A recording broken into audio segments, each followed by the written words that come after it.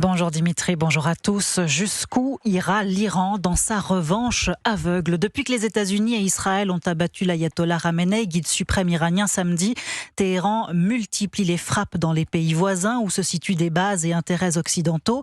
Dubaï, Doha, Abu Dhabi, le Koweït où une épaisse fumée noire s'élève de l'ambassade américaine en ce moment, ou encore Bahreïn qui déplore un mort dans une frappe iranienne ce matin. Bonjour Caroline Baudry. Bonjour Fanny, bonjour à tous. Vous suivez de près l'évolution du conflit au Moyen-Orient pour Europe 1. Depuis hier soir, un autre front s'est ouvert, le Liban. Le Hezbollah, allié des Mollahs, a frappé Israël qui riposte très durement ce matin. Oui, au moins 31 personnes sont mortes et 149 blessées dans ces frappes qui pourraient s'intensifier, durer de nombreux jours, affirme à l'instant le chef de l'armée israélienne.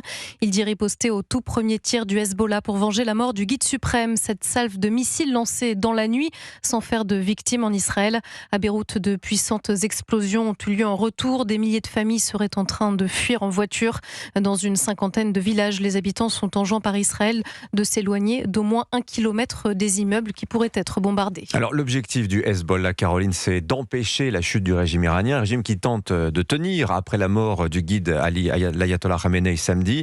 Au premier jour de cette opération, donc baptisée Fureur épique, opération surprise, mais qui a été préparée de longue date. On en sait plus ce matin. Absolument, c'est le résultat d'un travail extrêmement précis de la CIA d'abord, qui piste depuis des mois l'ayatollah Khamenei jusqu'à connaître parfaitement ses refuges, ses habitudes, ses déplacements. L'attaque devait initialement avoir lieu de nuit pour bénéficier du couvert de l'obscurité. C'était avant que la CIA n'apprenne l'existence de cette réunion samedi matin du guide suprême et de hauts responsables dans un complexe immobilier au cœur de Téhéran. Le Mossad israélien est immédiatement averti. Les forces militaires des deux alliés rassemblés. Les avions d'école d'Israël à 6h du matin. 30 missiles longue portée frappent le complexe à 9h40 heure locale. Nous avons décapité le serpent, c'est ce qu'a annoncé le Pentagone quelques heures après. Merci Caroline Baudry.